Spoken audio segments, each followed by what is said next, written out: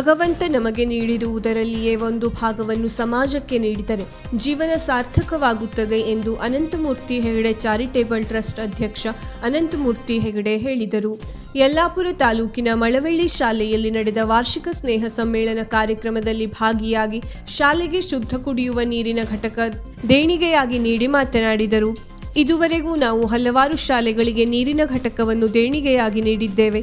ಸಮಾಜ ಸೇವೆ ಮಾಡುವುದು ನಮ್ಮ ಪುಣ್ಯ. ಸಮಾಜ ಸೇವೆಗೆ ಸಿದ್ಧಗಂಗಾ ಮಠದ ಶ್ರೀಗಳ ಪ್ರೇರೇಪಣೆಯನ್ನು ಪಡೆದು ಮಾಡುತ್ತಿದ್ದೇನೆ.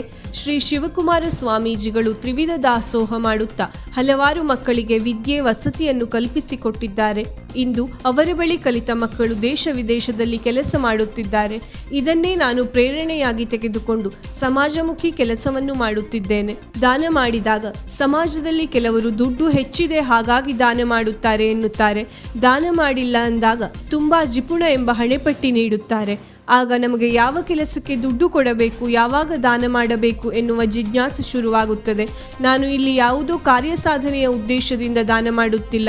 ಸಮಾಜಕ್ಕೆ ಅಗತ್ಯ ಇರುವವರಿಗೆ ಒಳ್ಳೆಯದಾಗಲಿ ಎಂಬ ಉದ್ದೇಶದಿಂದಷ್ಟೇ ದಾನ ಮಾಡುತ್ತೇನೆ. ಈ ಶಾಲೆಯಲ್ಲಿ ಕಲಿಯುತ್ತಿರುವ ವಿದ್ಯಾರ್ಥಿಗಳ ಭವಿಷ್ಯ ಉಜ್ವಲವಾಗಿರಲಿ ಎಂದು ಹಾರೈಸಿದರು. ಕಾರ್ಯಕ್ರಮದಲ್ಲಿ ಅನಂತಮೂರ್ತಿ ಹೆಗಡೆಯವರನ್ನು ಶಾಲೆಯ ವತಿಯಿಂದ ಸನ್ಮಾನಿಸಲಾಯಿತು. ವೇದಿಕೆಯಲ್ಲಿ ಎಸ್ಡಿಎಂಸಿ ಅಧ್ಯಕ್ಷ ರಾಘವೇಂದ್ರ ಭಟ್, ಸುಬ್ಬಣ್ಣ ಕುಂಟಗಳಲೆ, ರವಿ ಹುಣಸಿ, ರಾಘವೇಂದ್ರ ಸ್ವಾಮಿ ಕೇರಿ, ಸವಿತಾ ಪೂಜಾರಿ, ದೀಪಕ್ ಭಟ್, ಸಂತೋಷ್ ಕೊಳಗೇರಿ, ನರಸಿಂಹ ಭಟ್, ಆದರ್ಶ್ ಭಟ್, ಎನ್ಮಿ ಭಟ್, ಜಾಹ್ನವಿ ಕುಣಬಿ ಉಪಸ್ಥಿತರಿದ್ದರು. ಬಹಳ ಸಂತೋಷ ಆಗುತ್ತೆ ಇವತ್ತಿನ ದಿವಸ ಈ ಒಂದು ಕಾರ್ಯಕ್ರಮಕ್ಕೆ ಬಂದಿರುವಂಥದ್ದು. ಹಿಂದೆ ದೇವಸ್ಥಾನದ ಕಾರ್ಯಕ್ರಮಕ್ಕೆ ಬಂದಾಗ ನಮ್ಮ ರಾಘವೇಂದ್ರ ಭಟ್ ಹೇಳಿದರು, ನಮ್ಮ ಶಾಲೆಗೆ ಒಂದು ಶುದ್ಧ ನೀರಿನ ಘಟಕ ಬೇಕಾಗಿತ್ತು ಅಂತ ಹೇಳಿ.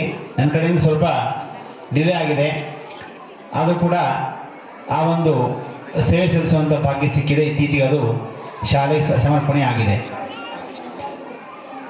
ಇದರಿಂದ ಏನಾಗಿದೆ ಅಂತಂದರೆ, ನಮ್ಮ ಅನಂತಮೂರ್ತಿಯವರ ಚಾರಿಟೇಬಲ್ ಟ್ರಸ್ಟಿಯಿಂದ ಸುಮಾರು ಒಂದು 200ಕ್ಕೂ ಹೆಚ್ಚಿನ ಶಾಲೆಗಳಿಗೆ ಮತ್ತು ಹಲವಾರು ಬಸ್ ಸ್ಟ್ಯಾಂಡ್ಗಳಿಗೆ ಮತ್ತು ಆಸ್ಪತ್ರೆಗಳಿಗೆ ನಾವು ಶುದ್ಧ ನೀರಿನ ಘಟಕವನ್ನು ಕೊಟ್ಟಿದ್ದೇವೆ. ಇತ್ತೀಚೆಗೆ ನಾವು ಯಲ್ಲಾಪುರ ತಾಲೂಕಿನ ಮದನೂರು ಕಿರುವತ್ತಿಯ ಒಂದು ಶಾಲೆಗೆ ದೊಡ್ಡ ಅಲ್ಲಿ ಒಂದು 400 ಮಕ್ಕಳಿರುವಂಥ ದೊಡ್ಡ ಶಾಲೆಗೆ 100 ಲೀಟರ್ ಗಂಟೆಗೆ 100 ಲೀಟರ್ ಸಾಮರ್ಥ್ಯದ ಉತ್ಪಾದನೆ ಮಾಡುವಂಥ ಒಂದು ವಾಟರ್ ಫಿಲ್ಟರ್ ಕೊಟ್ಟಿದ್ವಿ. ಅವರೇ ಅದನ್ನು ಹೇಳಿದ್ರು. ಅಂದರೆ ಆ ಶುದ್ಧ ನೀರಿನ ಘಟಕ ನಮ್ಮ ಶಾಲೆಗೆ ಬಂದ ಮೇಲೆ ಮಕ್ಕಳ ಆರೋಗ್ಯದ ಪ್ರಮಾಣ, ಶಾಲೆಗೆ ಬರುವಂಥ ಹಾಜರಾತಿ ಪ್ರಮಾಣ ಮತ್ತು ಆರೋಗ್ಯದ ಮೇಲೆ ಬಹಳ ಪರಿಣಾಮ ಆಗಿದೆ. ಮಳೆಗಾಲದಲ್ಲಿ ಬಹುಶಃ ಸುಮಾರು ಅರ್ಧಕ್ಕರ್ಧ ಜನ ಶಾಲೆಗೆ ಬರ್ತಾನೆ ಇರಲಿಲ್ಲ. ಯಾವಾಗ ನೋಡೋ ಥಂಡಿ ಜ್ವರ ಅಂಥೇಳಿ ಬರ್ತಾನೆ ಇರಲಿಲ್ಲ. ಈಗ ಮಕ್ಕಳ ಹಾಜರಾತಿ ಸಂಖ್ಯೆ ತುಂಬ ಜಾಸ್ತಿ ಆಗಿದೆ ಅಂತೇಳಿ ಅವರು ಅಪ್ರಿಷಿಯೇಟ್ ಮಾಡಿದ್ದಾರೆ. ಕೇವಲ ಅಲ್ಲ ಅಂತಾರೆ, ನಮ್ಮ ಯಲ್ಲಾಪುರ ಬಸ್ ಸ್ಟ್ಯಾಂಡ್ ಪಕ್ಕ ಒಂದು ಶಾಲೆ ಇದೆ, ನಮ್ಮ ಗಣಪಣ್ಣ ಅವರ ಶಾಲೆ, ಮಾಡಲ್ ಸ್ಕೂಲ್, ಅದು ಕೊಟ್ಟಿದೆ. ಹಾಗೆ ಸುಮಾರು ಶಾಲೆಗಳಿಗೆ ಮಜ್ಗಿ ಶಾಲೆ ಕೂಡ ಕೊಟ್ಟಿದ್ದೇವೆ. ಸುಮಾರು ಶಾಲೆಗಳಿಗೆ ನಮ್ಮಿಂದ ಅದು ಸಮರ್ಪಣೆ ಆಗಿದೆ. ಇದು ಯಾವುದೋ ದೊಡ್ಡ ಸ್ಥಿತಿ ಹೇಳ್ತಾ ಇರುವಂಥದ್ದಲ್ಲ. ಏನೋ ಒಂದು ಇಂಥ ಅವಕಾಶ ಸಿಕ್ಕಿರುವಂಥದ್ದು ನನ್ನ ಪುಣ್ಯ ಅಂತ ಭಾವಿಸ್ತೇನೆ. ಇದಕ್ಕೆ ಮುಖ್ಯವಾದಂತಹ ಪ್ರೇರಣೆ ಅಂತಂದರೆ, ಸಿದ್ಧಗಂಗಾ ಮಠದ ಡಾಕ್ಟರ್ ಶಿವಕುಮಾರ ಸ್ವಾಮಿಗಳು ಒಬ್ಬ ಸನ್ಯಾಸಿಯಾಗಿದ್ದು ತ್ರಿವಿಧ ದಾಸೋಹವನ್ನು ಮಾಡ್ತಾ, ಒಬ್ಬ ಸನ್ಯಾಸಿಯಾಗಿದ್ದು ಕೂಡ ಸುಮಾರು 10,000 ಜನಕ್ಕೂ ಹೆಚ್ಚಿನ ಜನಕ್ಕೆ ಅನ್ನದಾನ ಮತ್ತು ವಿದ್ಯಾದಾನ ಇದೆಲ್ಲವನ್ನೂ ಕೂಡ ಕೊಟ್ಟು ಇವತ್ತಿನ ದಿವಸ ಅವರ ಶಾಲೆಯಲ್ಲಿ ಕಲಿತಂತಹ ಸುಮಾರು ಎಷ್ಟೋ ಲಕ್ಷಾಂತರ ಜನ ಇವತ್ತಿನ ದೇಶ ವಿದೇಶದಲ್ಲಿ ದೊಡ್ಡ ಡಾಕ್ಟರ್ಗಳಾಗಿದ್ದಾರೆ. ಕೇವಲ ಹಿಂದೂಗಳಲ್ಲ, ಮುಸ್ಲಿಮ್ಸ್, ಕ್ರಿಶ್ಚಿಯನ್ಸು ಎಲ್ಲರೂ ಕೂಡ ಹಿಂದುತ್ವದ ಆಧಾರದ ಮೇಲೆ ಅಲ್ಲಿದ್ದವರು ಮುಸ್ಲಿಮ್ಸ್ ವಿದ್ಯಾರ್ಥಿಗಳು ಕೂಡ ಬೆಳಗ್ಗೆ ಶ್ಲೋಕ ಹೇಳಬೇಕು, ಮಂತ್ರ ಹೇಳಬೇಕು, ಈ ರೀತಿಯಲ್ಲಿ ಇದ್ದು ದೇಶ ವಿದೇಶದಲ್ಲಿ ಅವರು ಇವತ್ತಿನ ದಿವಸ ಡಾಕ್ಟರ್ಗಳಾಗಿದ್ದಾರೆ. ಉತ್ತಮವಾದಂಥ ಸ್ಥಿತಿಯಲ್ಲಿದ್ದಾರೆ. ಡಾಕ್ಟ್ರು, ಇಂಜಿನಿಯರು ಉತ್ತಮವಾದಂಥ ಸ್ಥಿತಿಯಲ್ಲಿದ್ದಾರೆ.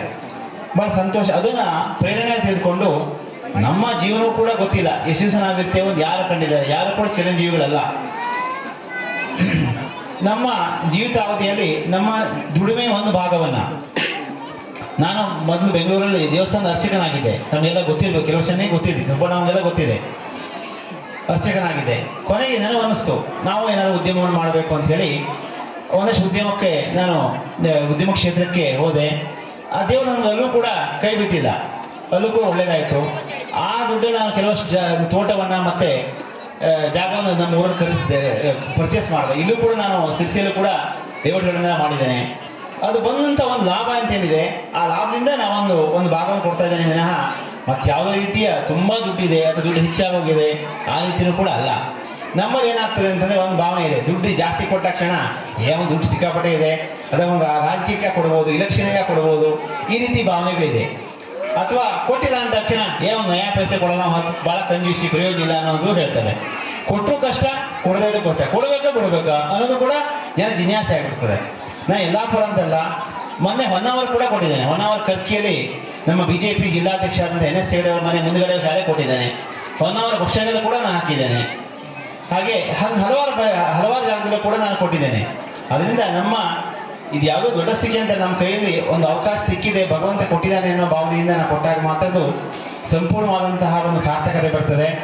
ಮಕ್ಕಳಿಗೆ ಒಳ್ಳೆಯದಾಗಲಿ ಈ ಶಾಲೆಯಲ್ಲಿ, ಅದರಿಂದ ಯಾರ್ಯಾರು ಉಪಯೋಗ ಪಡ್ಕೊಳ್ತಾರೋ ಅವರಿಗೆಲ್ಲ ಒಳ್ಳೆಯದಾಗಲಿ ಅಂತ ಹೇಳ್ತಾ, ನನಗೆ ಈ ಒಂದು ಸೇವೆ ಮಾಡಲಿಕ್ಕೆ ಅವಕಾಶ ಕೊಟ್ಟಂತಹ ನಮ್ಮ ರಾಘವ್ ಭಟ್ರು ಮತ್ತು ಕೇಶವ್ ಅವರು, ಇವರಿಗೆ ನಾನು ತುಂಬ ಧನ್ಯವಾದ ಹೇಳಲಿಕ್ಕೆ ಇಚ್ಛೆ ಪಡ್ತೇನೆ.